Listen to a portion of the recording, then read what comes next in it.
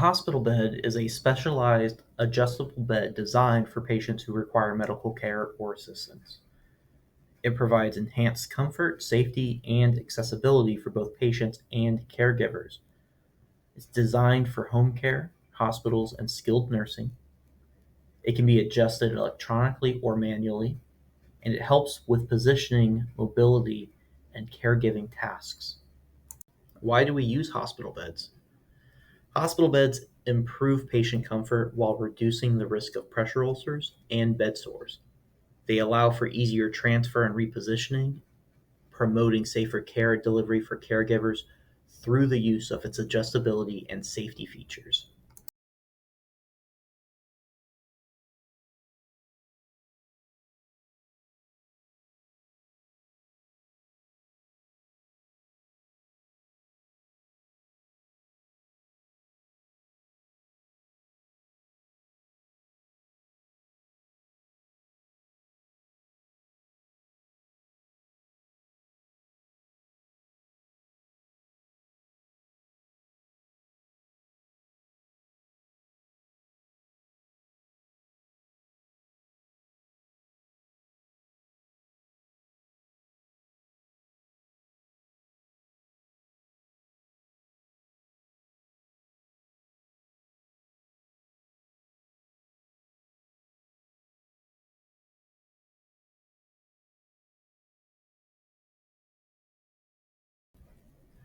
Raising the bed height brings the bed to a caregiver's waist level, which reduces bending, reaching, and injury during care tasks while allowing for better leverage for bed, baths, dressing, or turning.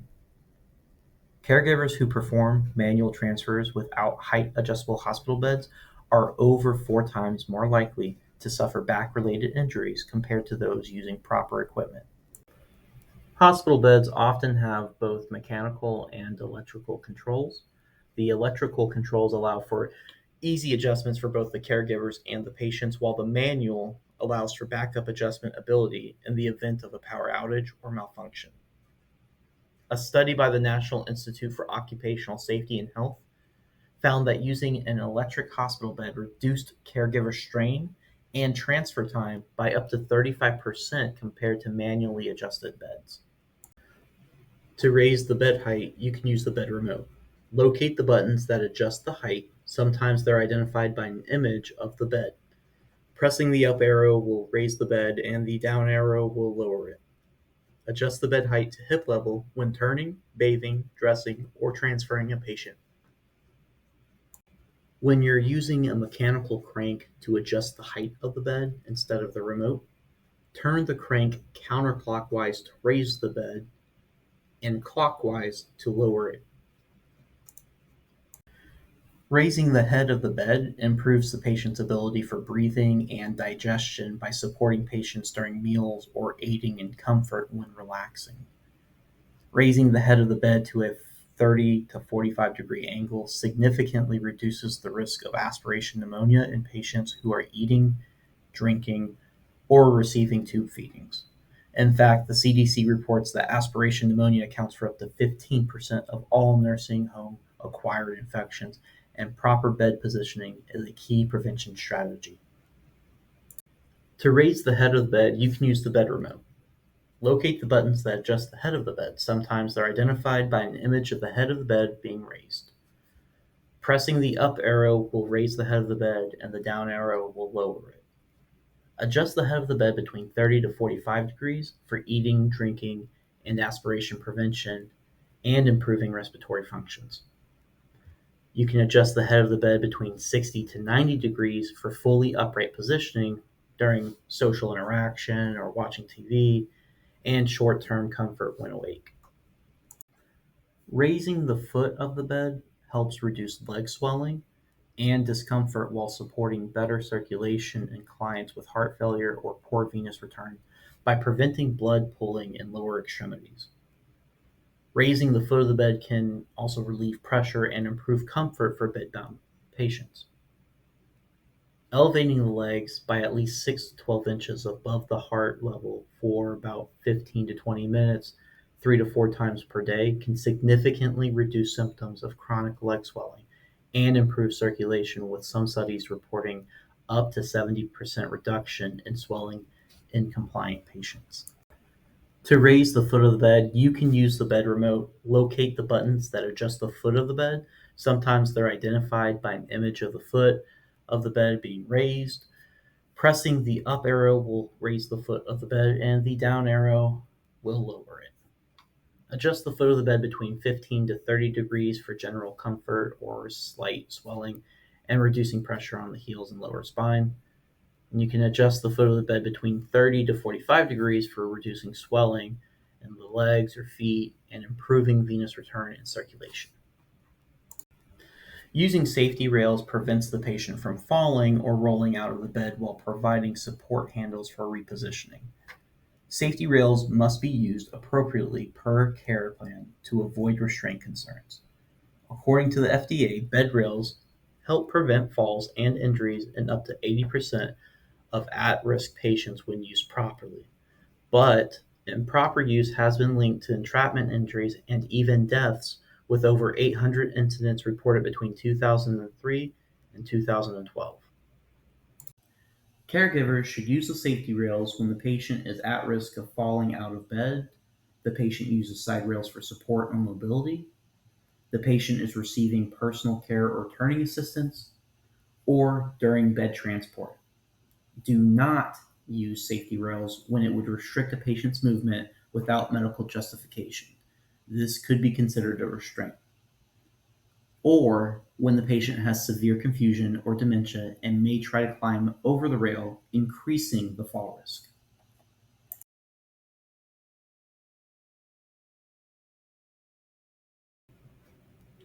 Remember to always lock the bed wheels when the bed is stationary to prevent accidental rolling during transfers or repositioning.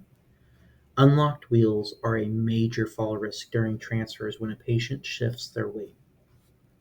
Over 20,000 hospital bed-related injuries per year involve hospital beds that were not properly secured in place. To lock the bed wheel, locate the bed wheel lock tab. If the tab is upright, it is unlocked, and the bed can be moved. Press down on the tab with your foot or hand until the tab clicks and it is facing down. This locks the wheel and secures the bed in a safe, stationary position. We want to lower the bed to its lowest height when the patient is left unattended. A lower bed reduces the risk of injury if the patient attempts to get up without assistance. Falls from low beds reduce injury severity by up to 55% in elderly patients. You can use the remote or the mechanical crank to lower the bed to its lowest point when the patient is left unattended. Raise or lower side rails based on the care plan. Side rails should support safety and mobility, not to be used as restraints. Misuse can lead to entrapment or falls. Over 800 deaths and injuries have been linked to improper bed rail use in the U.S. alone between 2003 and 2012.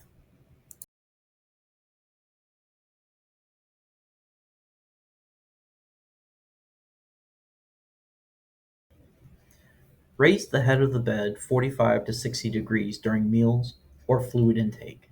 Proper positioning supports swallowing and prevents choking or aspiration. Aspiration pneumonia accounts for up to 15% of nursing home infections, many linked to flat or improper positioning.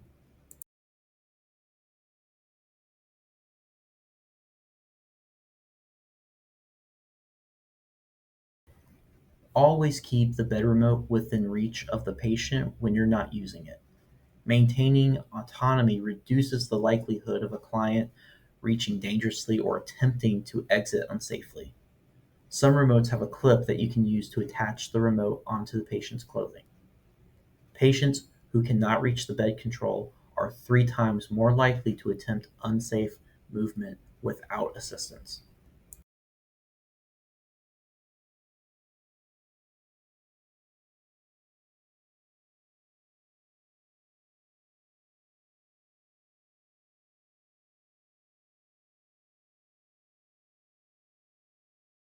Make sure the patient is fully positioned in the bed. A patient should never be left sideways, leaning, or partially hanging off the edge. This can cause sliding injuries, falls, or pressure ulcers. Improper patient positioning is a leading factor in over 30% of pressure-related injuries.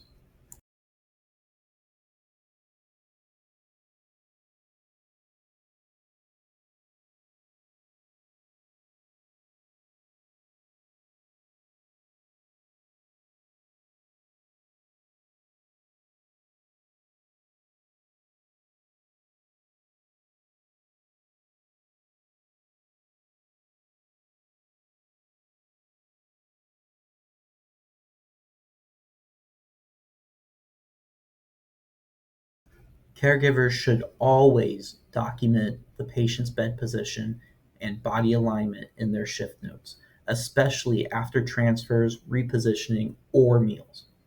Inadequate documentation of a patient positioning contributes to up to 60% of legal claims related to falls and pressure injuries in home care and long-term care settings. You can remember how to identify unsafe hospital bed use by using bed's position. It's a quick safety check before you leave any client in bed. This simple acronym helps caregivers prevent common hospital bed related risks such as falls, injuries, and positioning errors. What bed's position stands for: B. Brakes locked. E. Elevation proper. D. Device within reach. S. Side rails per plan. Position: patient positioned safely. Before you step out, check your bed's position. Hospital beds are more than just equipment. They're a critical safety tool in caregiving. By learning how to properly operate, adjust, and position a hospital bed, you ensure safer care for patients, fewer injuries for yourself, and improved comfort and health outcomes. After this training, you should know what each feature of the hospital bed does and why it matters. You should always follow the safety practices when using or leaving a client in a hospital bed, or how to use the bed's position checklist to identify unsafe conditions. And you should always document what you do: positioning, bed adjustments, and side rail use. I want to thank you for participating in today's hospital bed safety training. Your dedication to learning the right techniques helps protect both you and the clients you care for. By following best practices and using the bed's position checklist, you're not just doing your job, you're delivering safer, smarter, and more compassionate care. Remember, safety doesn't take extra time, it saves it.